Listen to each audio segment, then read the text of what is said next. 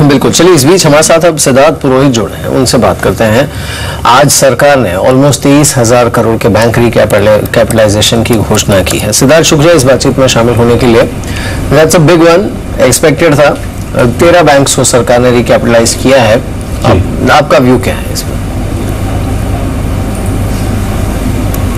जी, जैसे ये total announcement 23,000 crore लगभग का जो अनाउंसमेंट आया है, सरकार ने पहले ऑलरेडी बताया था कि FY17 में 25,000 करोड़ का इन्फ्यूजन होगा।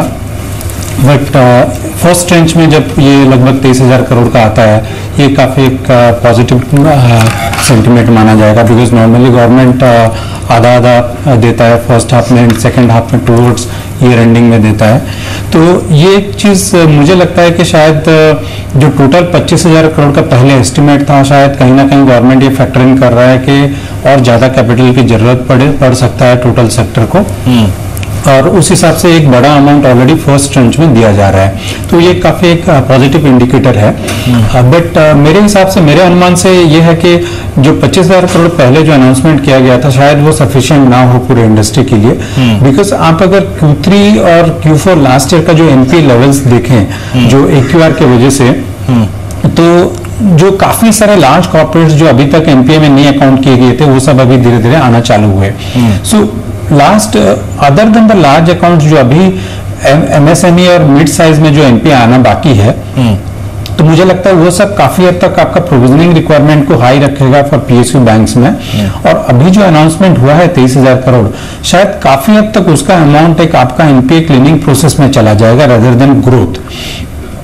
तो मेरा ये क्लियरली मानना है कि शायद आगे जाके और कैपिटल इन्फ्यूजन का एक आपको रिक्वायरमेंट आएगा, और ये सब डायल्यूशन की वजह से आपका जो रिटर्न रेशियोज हैं, शायद सारे PSU बैंक्स के other than the large ones like SBI शायद अंडर प्रेशर रहेंगे।